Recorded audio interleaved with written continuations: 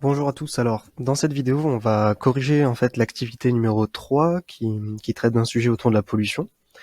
Toujours dans notre chapitre numéro 4, fonction dérivée et étude des variations d'une fonction. Donc, la situation nous présente un jeune citadin qui a des problèmes respiratoires et qui voudrait en fait mesurer la pollution à l'ozone dans les grandes villes. Et donc, cette mesure, elle se fait en une unité particulière. C'est le microgramme par mètre cube. C'est une unité qu'on utilise en physique, et ça mesure la concentration en ozone. Et lui, Walid, veut regarder l'évolution de cette concentration en ozone sur toute la journée. Et donc, on a réussi à modéliser cette évolution par une fonction f de x, qui a cette expression. Et donc, la valeur de f de x nous donnera la concentration, et x représente le temps en heures. Donc, alors, problématique, à quelle heure de la journée la pollution à l'ozone en centre-ville est-elle maximale? Donc, on démarre cette activité. Donc, la première question, c'est une question d'appropriation. On doit calculer la concentration en ozone à 10 heures. Donc, on applique. En fait, on a l'équation de la fonction qui nous donne la concentration dès qu'on connaît l'heure. Là, on veut calculer à 10 heures, donc on va remplacer x par 10. La concentration en ozone correspond à la valeur de f de 10. Et donc, on fait le calcul. F de 10, c'est moins 0,6 fois 10 au carré, plus 18 fois 10, moins 50. Vous voyez que x a été remplacé par 10, et ensuite on calcule ça, et on trouve une concentration de 190 microgrammes par mètre cube à la fin du calcul. Donc voilà, c'était juste pour se mettre en jambe, on a fait le premier calcul. Deuxième question, celle-ci est beaucoup plus essentielle, on va devoir proposer une démarche pour répondre à la problématique. Donc nous, on veut savoir à quelle heure de la journée la pollution à l'ozone est maximale, et pour ça, on va devoir étudier l'évolution de la pollution, du taux de pollution en centre-ville. On a vu dans nos activités précédentes que l'évolution, elle est donnée par la fonction dérivée. Donc instinctivement, quand vous voyez quelque chose qui dépend de l'évolution, vous devez penser dérivée tout de suite. Donc proposer une démarche pour répondre à la problématique, moi ce que je vous propose, c'est d'étudier les variations de la fonction f de x à l'aide de sa dérivée. Et à ce moment-là, vous verrez qu'avec la dérivée, on va pouvoir savoir quand est-ce qu'il y a un maximum. Et donc, si on identifie bien le maximum de la fonction, on va pouvoir identifier le maximum de pollution en centre-ville, en ozone. Donc voilà pour la deuxième et très très importante question, proposer une démarche pour répondre à la problématique. Alors ici, j'attends pas de résultats, j'attends pas de calcul, je veux juste une démarche. On va étudier la variation, et ensuite, avec cette dérivée, et ensuite, une fois qu'on connaîtra bien la dérivée, on pourra savoir quand est-ce qu'il y a un maximum pour la fonction f. C'est tout ce qu'il y a besoin de dire. Donc ensuite, question numéro 3, calculer l'expression de la fonction dérivée. Donc comment on dérive cette fonction f pour trouver f', sa fonction dérivée? Donc première chose, on va réécrire notre fonction f. F de x était moins 0,6 x carré plus 18x moins 50. Et ensuite, on prend notre tableau des dérivées. On appelle dérivées usuelles, c'est les dérivées courantes. Et puis, on l'applique à notre fonction. Donc, le premier truc à dériver ici, c'est x carré. Il y a un coefficient devant, donc... Alors, je vous mets tout de suite la réponse. Voilà. Il y a un coefficient devant le x carré, donc on le laisse de côté et on le multipliera plus tard. Le coefficient, c'est moins 0,6, et x carré, si on reprend notre tableau, on voit que quand ça dérive, ça devient 2x. Donc moins 0,6 x carré devient moins 0,6 fois 2x. 18x, on fait la même chose, le coefficient 18, on le laisse devant, on le multipliera à la dérivée de x. Avec notre tableau, la dérivée de x, c'est 1. Et ensuite, moins 50, avec notre tableau, tout nombre constant, s'il n'y a pas de x accroché, multiplié, à ce moment-là, ça devient 0. Donc ensuite, on essaye de réduire tout ça, et on fait les calculs qu'on peut faire. Moins 0,6 fois 2x, ça devient moins 1,2x. Et 18 fois 1 moins 0, ça devient 18. Donc là, ici, on a l'expression de notre fonction dérivée.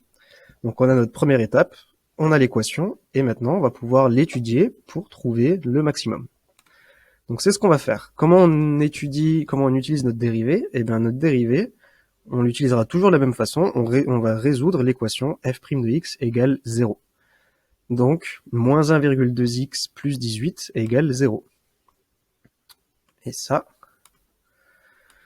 f' de x égale 0, donc c'est moins 1,2x plus 18 égale 0.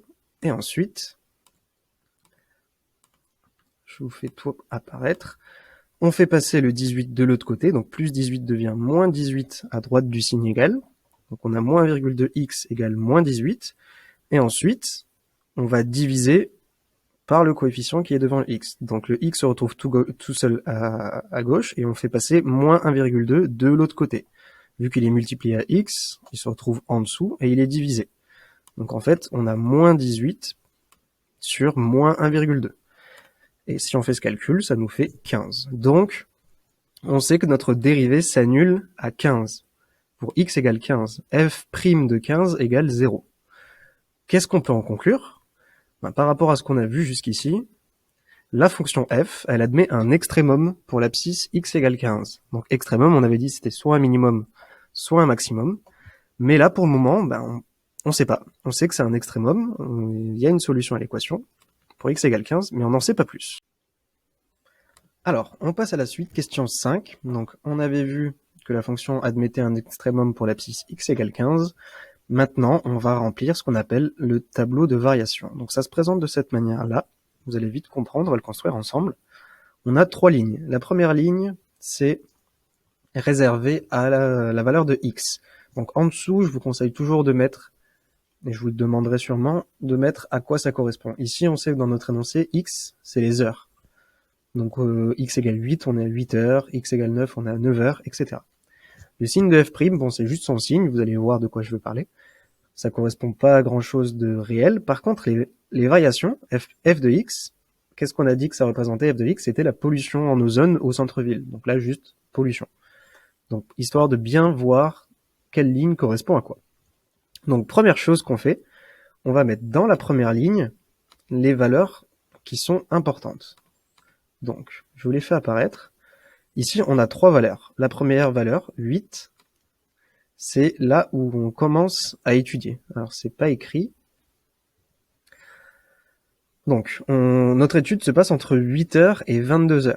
Donc, ça aurait dû apparaître dans l'énoncé. Ça se passe entre 8h et 22h. Donc, à gauche, tout à fait à gauche, on met 8, pour x égale 8, pour 8h. Et tout à droite, on met 22 pour 22h. Et au milieu, on va mettre la valeur qu'on a trouvée ici, la valeur qui est de x, pour laquelle f' de x égale 0.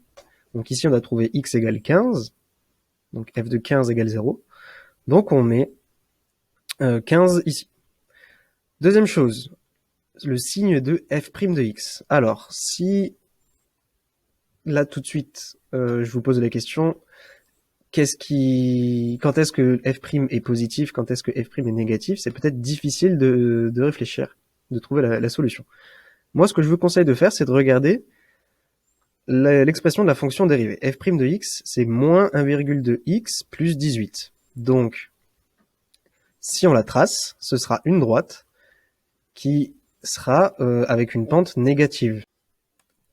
Alors, j'ai tracé du coup cette fonction c'est f', moins 1,2x plus 18, et vous voyez que elle est d'abord dans la partie supérieure au-dessus de l'axe des abscisses, donc sa valeur est positive jusqu'à arriver à l'abscisse x égale 15, et à partir de x égale 15, on est en dessous de l'axe des abscisses, donc dans la partie négative. Elle passe de croissante à décroissante, elle passe de positif à négatif.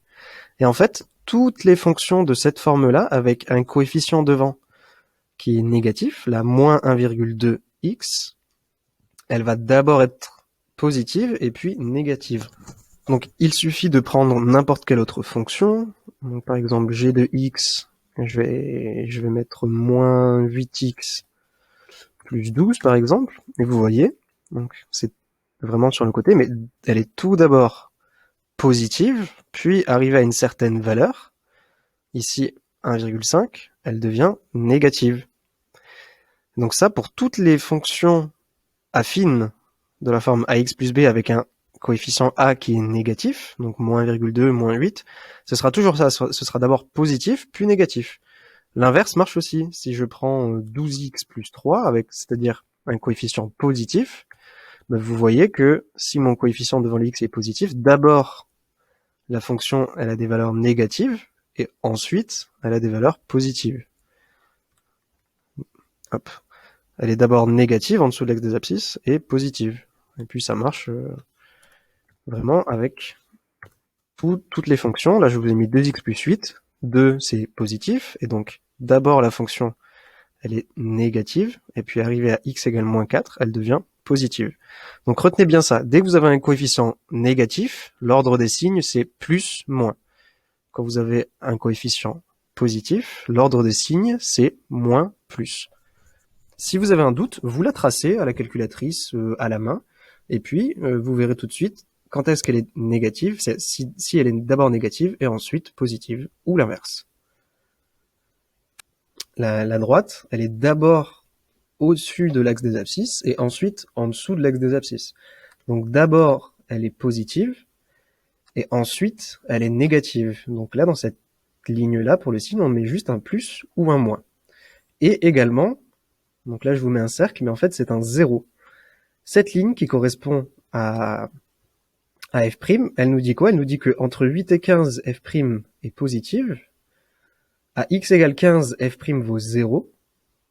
Et entre x égale 15 et x égale 22, f' vaut une valeur négative.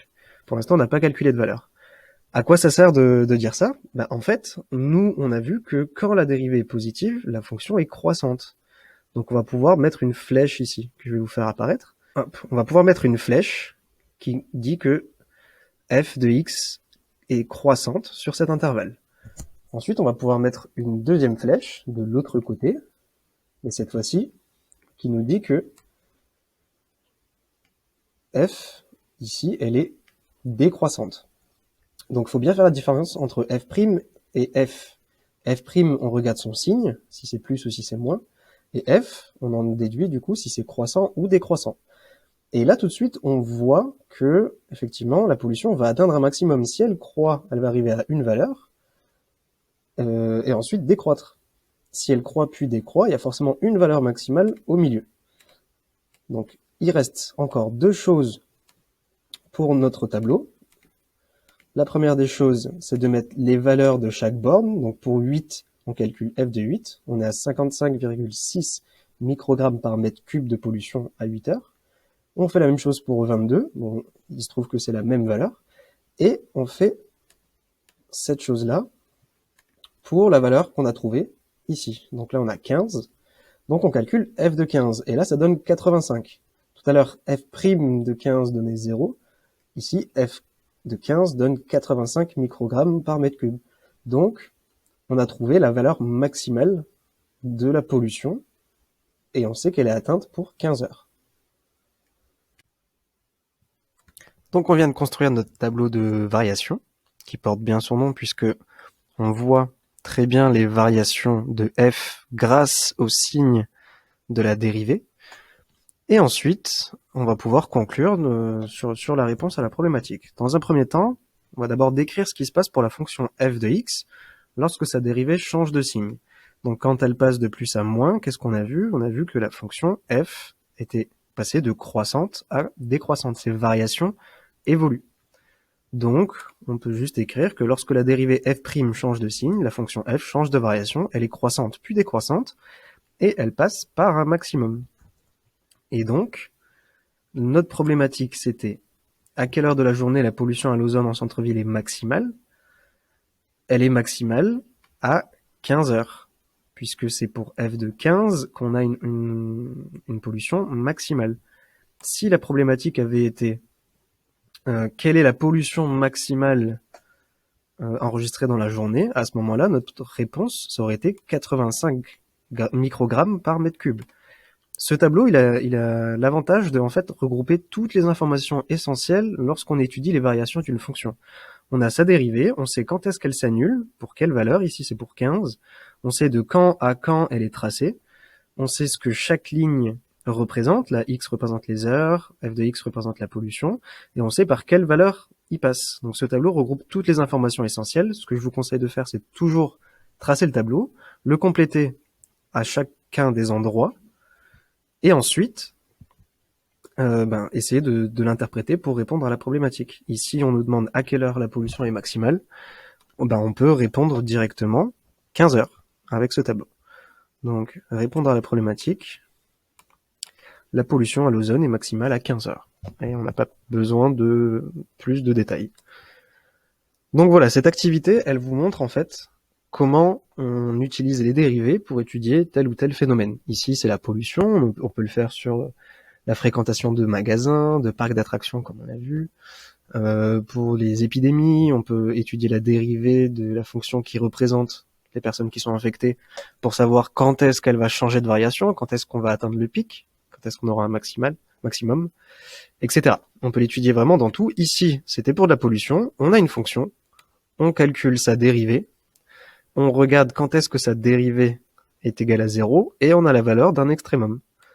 Ici, on sait que c'est à 15 heures que la dérivée vaut 0, et ça passe, donc la pollution à 15 heures vaut 85 grammes par mètre cube. Et voilà pour cette activité. Donc je reste à votre disposition pour tout renseignement, toute question potentielle, et je vous souhaite une très bonne fin de journée. À bientôt.